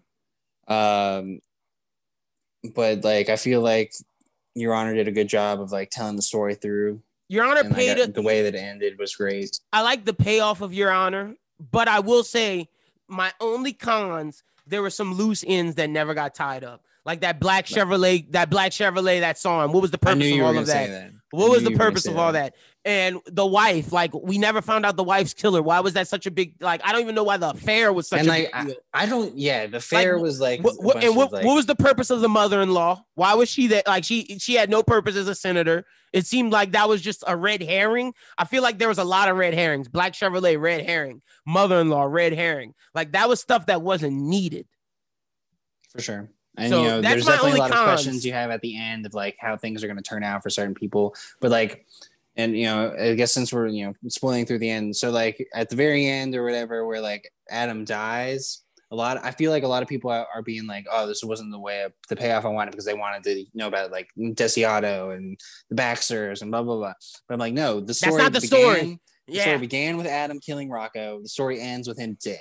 Yep. Like once he's dead is over. Like I don't care about anything else. Like this dude got what he deserved.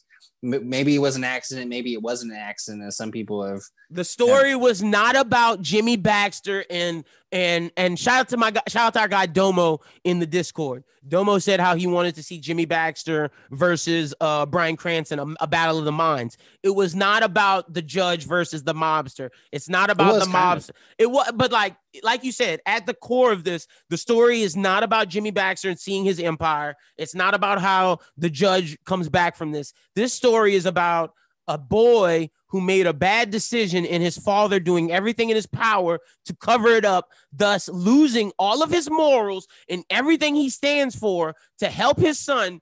Yet in the end, he ends up losing everything. He loses his morals. He loses his love of his life. He loses his son. And now he's in his own personal hell based upon the choices he chose.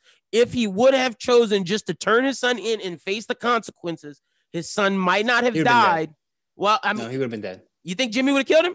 Well, that was the whole point of like in this episode where he's talking to like Lee and some of the other people. And all shit dude was talking. Where Charlie was talking to the cop.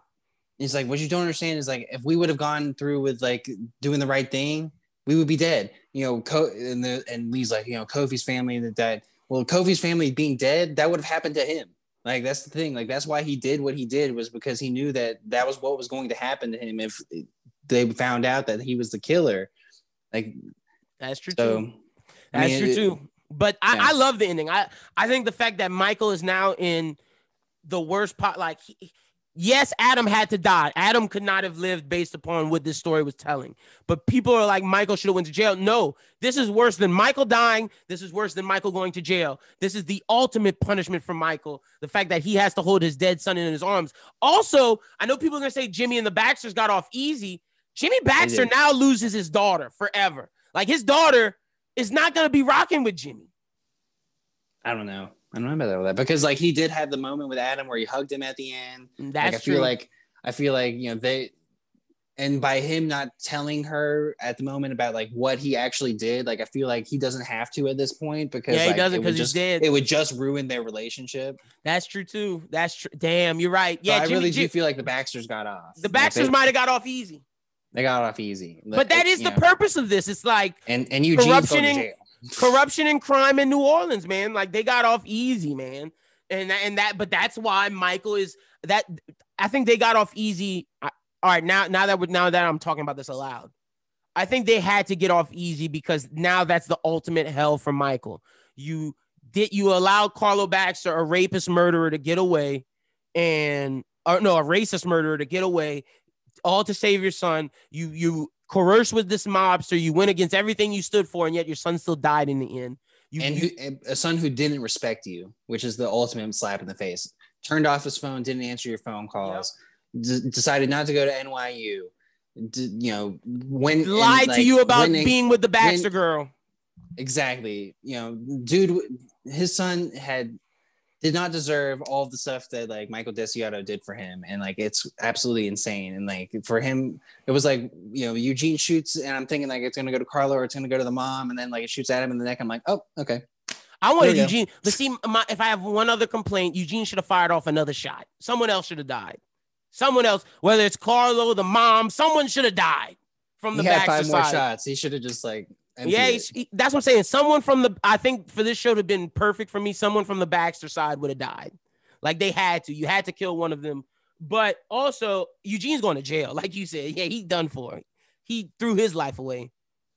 And that's also a product of Michael Desiato. Michael Desiato had the opportunity to right the wrongs of what had happened and give Eugene a chance, but like now he fell into what happened with Desire. Again, more so, Michael Desiato put himself in his personal hell. He created this hellscape for himself. Like you said, he tried to save Eugene's family by being the ghost that Eugene saw that was there the day of. And like, but now you put all the family is dead. Now this kid's going to jail based upon your choices. You lose Lee. You lose Lee forever. You lost your son. You lost the respect of the cop that you trusted. and you know, everything crazy. The only thing you do have is your friend Charlie. Gotta say, shout out to Charlie, real ride or die. Oh shit, my God. Hope he wins the election. I hope he wins the mayor of New Orleans, because when he went go talk to the cop and was like, it was Adam, when he broke it down for her and was like, no, I'm not threatening you, I'm trying to give you a promotion. Like, I love that. Was a real friend. Gotta say, Charlie, MVP of the episode, maybe MVP of the season. Like, Charlie was a ride or die. Yeah, I mean, I liked his character, and I loved his character. What his scene was in the last bit of the 9th episode with Sophie D'Elia and the teacher, like, I felt like that was a big jumping point for this episode. Both moments were great. Wild. Lee, I didn't like Lee's moment with Michael in the courthouse, like when she was like, it was necessary. It was necessary, but like also, Lee, you don't realize that Jimmy Baxter's gonna kill you too if I don't do this. And Michael should have told her that. He should have, because like the whole deal is like, you know, if he blows up Kofi's house, like he could have blown up the house that had the mother-in-law, Charlie, and her in it at that time. Like, Jimmy threatened you, girl. Like that. Like, I understand you want me to do the right thing. 100%. He threatened you. Like, I'm trying to save you. I'm trying to save everyone I care about. But in the end, I lost everyone. Crazy story. Crazy story.